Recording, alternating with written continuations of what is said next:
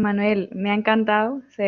Compartiendo es como aprendemos y desde luego solo se gana lo que se da, como nos decía ya Machado.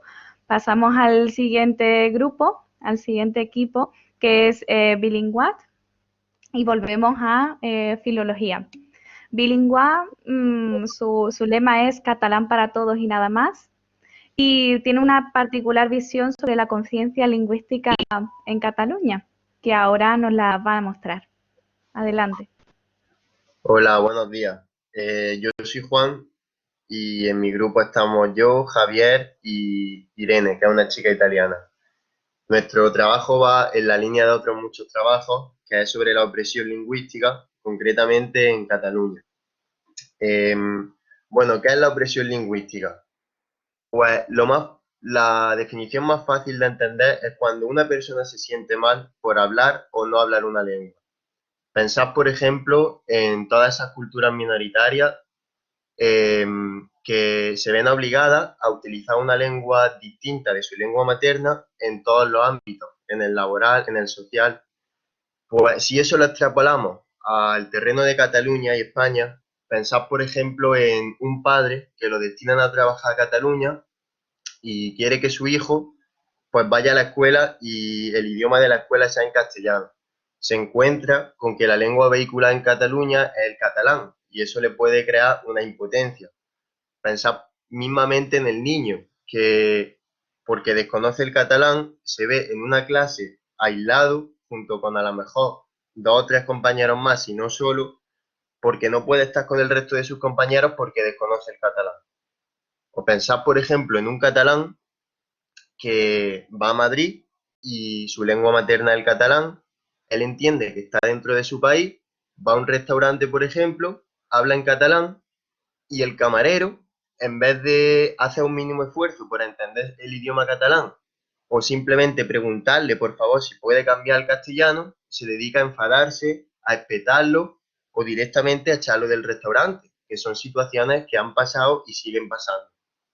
Pues nosotros estamos comprometidos con estas situaciones y por eso nace Bilingüe, que es una plataforma online que básicamente tiene dos bloques. El primer bloque es la toma de conciencia, que la gente conozca la realidad de Cataluña. Eh, Aunque conocer la realidad implica salirse un poco del ámbito lingüístico, pero creemos que es necesario para que la gente tenga una huella mental amplia y rica, ¿no?, del conflicto que existe entre Cataluña y España. ¿Y cómo lo queremos hacer? Pues mira, queremos que la gente tenga acceso a información veraz, porque muchísimas veces los medios, cuando no mienten, que muchas veces mienten, pues muchas veces sus noticias están destinadas básicamente a dividir a la gente en un bando y en otro, así de claro. Es que muchas veces uno lee la noticia de un periódico y se ve casi obligado a posicionarse en un bando o en otro. Nosotros lo que queremos hacer es explicar las noticias, por supuesto, desmentir aquellos que sean falsas, como neutral, esto que está ahora de moda, ¿no? Y aquellas que omiten información o que creemos que no explican las cosas en un contexto amplio, para tener una perspectiva amplia, pues queremos ahondar en esos matices, para que la gente se haga una buena idea, ¿no?, de la noticia. También queremos remitirnos a la historia, porque pensamos que si uno entiende los porqués históricos en un contexto, puede fomentar mucho el espíritu crítico y entender mejor la realidad. Os pongo, por ejemplo, el ejemplo del colonialismo, ¿no?, del siglo XVI en América. Si, estoy pasando solo. Bueno, tampoco es muy importante. Si uno entiende, por ejemplo, que dentro de los colonos había distintas perspectivas, distintas maneras de afrontarlo, o si uno entiende, por ejemplo, que los jóvenes de aquella época estaban sometidos a una educación totalmente imperialista, pues puede entender mejor la realidad de esa época. O por ejemplo con la esclavitud. Si uno ve, se empieza a informar sobre la esclavitud y se da cuenta de que había gente que tenía esclavos, que los, que los trataba como si fueran su propiedad y sin embargo no los maltrataban ni física ni psicológicamente, frente a otros que sí lo hacían, pues uno empieza a adentrarse más, ¿no?, en esa realidad. Y eso queremos que haga la gente en el caso de Cataluña. Luego, también queremos que haya testimonios, porque los testimonios, pero no testimonios de expertos hablando sobre cosas de alto nivel, no, sino testimonios a pie de calle. Pensad, por ejemplo, en un preso, ¿no? Que todo el mundo lo ve como un ser vil, despreciable, básicamente malo, ¿no?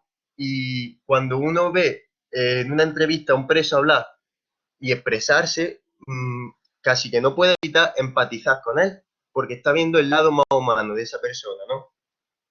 Pues eso queremos nosotros que pase. Ese es el primer bloque. Y luego el otro bloque es básicamente aprendizaje de la lengua. Es un aprendizaje ortografía y pronunciación, con ejercicios, con evaluaciones que tenga la página y queramos hacerlo de un modo ameno. Es decir, que mediante, a la vez que se va aprendiendo, pues haya curiosidad de tipo léxico, de tipo de la lengua, en fin, estamos trabajando, ¿no?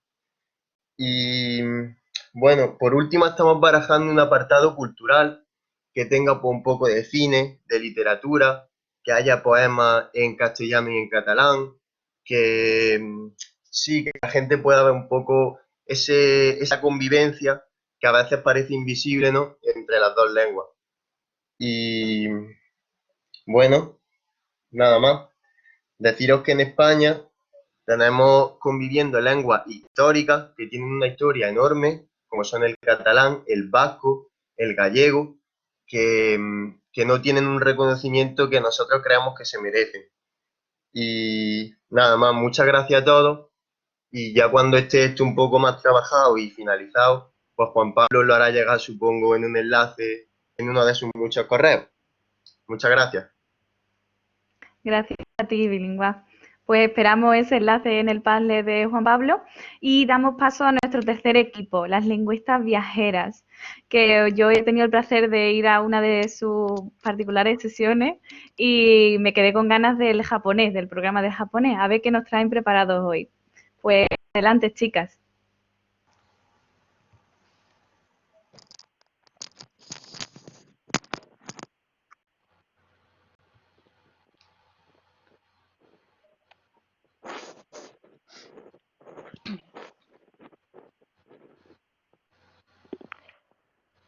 Hola, nosotras somos el grupo de lingüistas viajeras. El grupo está compuesto por Elena, Marta, Teresa, Ainhoa y yo que soy Ana. Comenzamos. Dentro, Teresa. Hola, buenas tardes a todos y a todas. Hoy, en un nuevo episodio de Lingüistas Viajeros, el portugués, nos desplazamos hasta la playa de Copacabana, Río de Janeiro, Brasil. Entrevistaremos a una brasileña que fue a Argentina a aprender español. Buenas tardes, ¿cómo es tu nombre?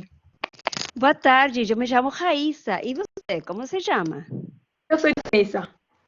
Terezinha, prazer. Jaiza, qué nombre más curioso, se escribe con J, ¿verdad?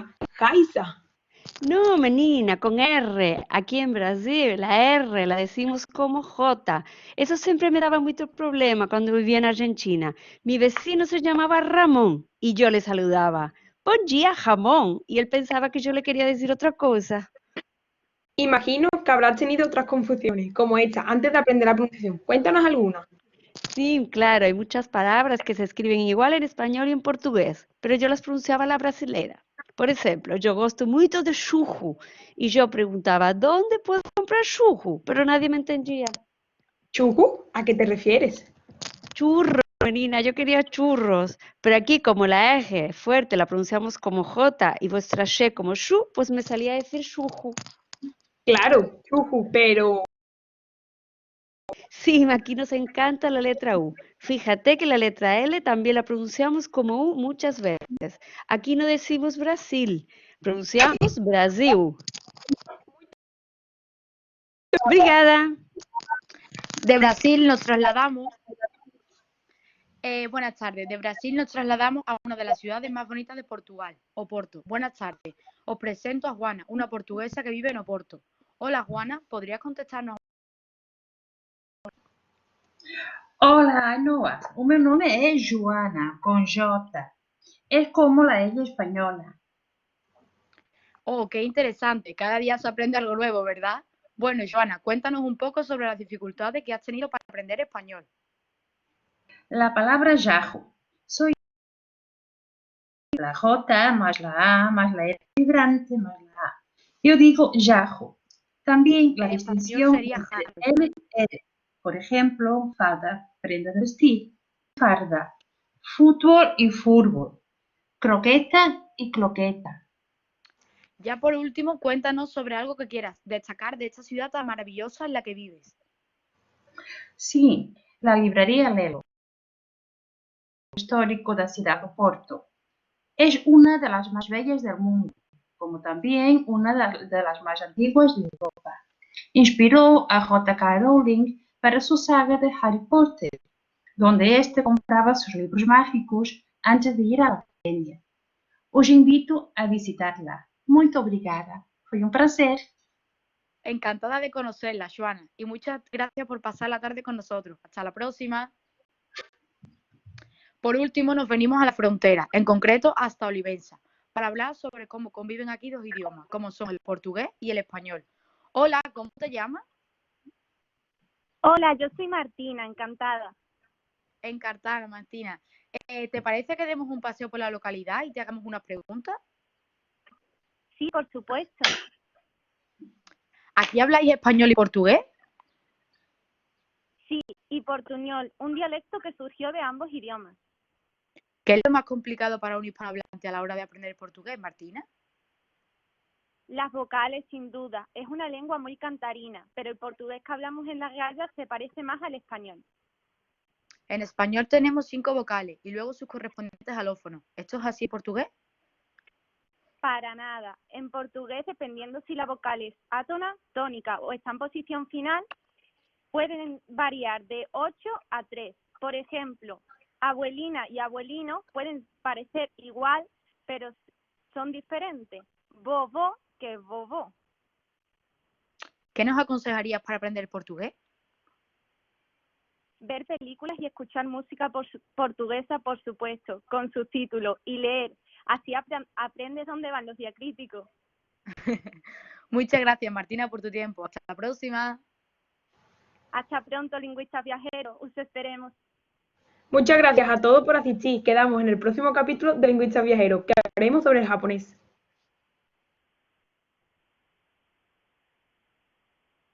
Muchas gracias por compartir este ratito con nosotras. Hemos intentado exponer nuestro proyecto sobre fonética y fonología portuguesa y española de una forma original y divertida. A medida que nos adentrábamos en este proyecto, fuimos dándonos cuenta de lo bonita que es esta lengua y las complicaciones que tiene aprenderla. Proponemos como solución una serie de ejercicios y actividades que estarán recogidas en nuestro trabajo escrito y, por supuesto, os animamos a ver cine y escuchar música portuguesa. Adentraros como nosotras en esta maravillosa cultura. Gracias por esta gran oportunidad, Juan Pablo, y esperamos que os haya gustado. Muchas gracias a vosotras, lingüista viajera. Espero de verdad que hagáis el de Japón porque me encanta. Y pasamos ahora a Chatán, que nos invita a conectar esta vez con las lenguas indígenas de México. Si estáis preparados, adelante.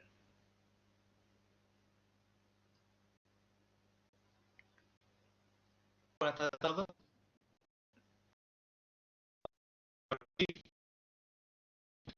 Yo Se te oye entrecortada, Agustín. ¿Está por ahí Raquel o...? creo que tengo otras, sí. No sé. A ver, intenta hablar un Voy a poquito poner un más. momento el micrófono. Sí, sí, creo que sí, un momento. Ahora, A ver, ahora va bien. empiezo. Ah, vale. Buenas tardes a todos. Somos los proyectos. A continuación, tenemos un vídeo que hemos grabado hace mostrarlo de nuestro proyecto de eco. Esperemos que os guste. Vale, el vídeo.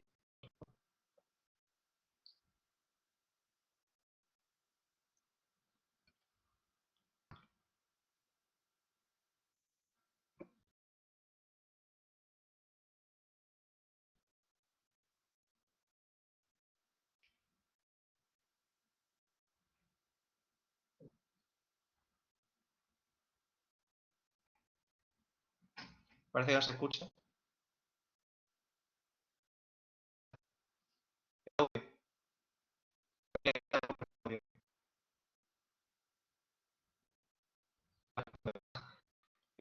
No pasa nada. sin ninguna otra vez, no pasa nada.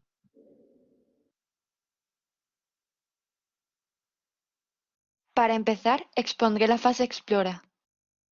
Pero para poder explicarlo, hay que retroceder en la historia. Concretamente, al momento de la conquista española de México. Cuando los españoles abordaron México, se desarrolló la transmisión del idioma. Es decir, los indígenas se vieron forzados a aprender español. Los colonos menospreciaban a los indígenas y se consideraban superiores. Esto también sucedía con la lengua, y denominaban las lenguas indígenas como las lenguas de los pobrecitos. Por culpa de esto, lenguas como el tunsavi, que no se transmitían de forma escrita sino oral, se fueron perdiendo. Con el paso de los siglos, el español se volvió la lengua útil para sobrevivir, ya que para acceder a puestos profesionales y actividades comerciales triviales como comida o ropa, se debía hablar español. Para la población indígena monolingüe, esto significaba la exclusión social. Tiempo atrás, ser indígena era un motivo de vergüenza, pero con los años se ha superado y lo llevan con orgullo. Ahora, las lenguas indígenas se hablan en entornos familiares, mientras que el español se usa como contacto con el mundo exterior. A continuación vais a ver una entrevista que le hicimos a Miguel Ramírez, originario del estado de Tabasco en México, donde le preguntamos sobre la visibilización de los indígenas.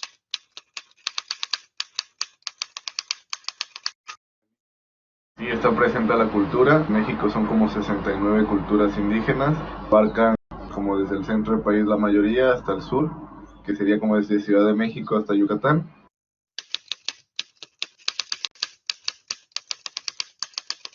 En mi opinión, son vistos de buena manera. De hecho, mis bisabuelos son de una cultura que es la maya, y a mí me gustaría mucho aprender de ese idioma, pero igual hay gente que lo menosprecia un poco, pero en lo personal a mí me gusta.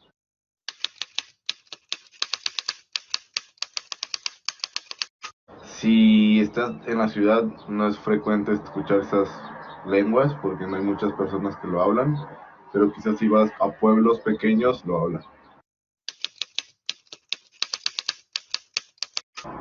Sí, hay una persona que es muy cercana a mi familia, como de hace más de 15 años, que habla chol, que es una lengua del sur más o menos, de mi estado, que se llama Tabasco.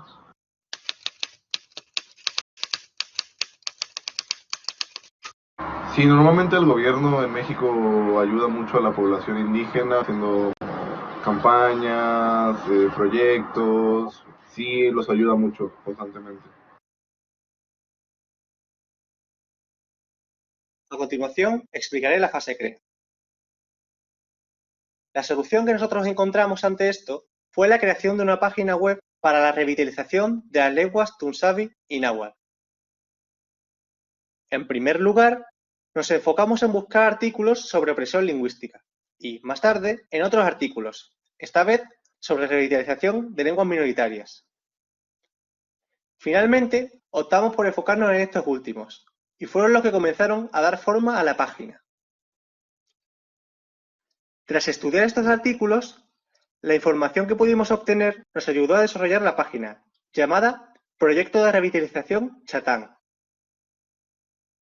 El logo de la página, diseñado por Laura Rodríguez, es un motivo indígena. Su nombre significa conectar en tunsavi. Los iconos que aparecen ahora simbolizan los diferentes recursos que ofrece nuestra página, como translingüísticos, proyectos de revitalización antiguos y artículos de contenido dedicado al tunsavi. El náhuatl estará disponible próximamente. En la fase Ofrece os enseñamos cómo ha quedado la página web.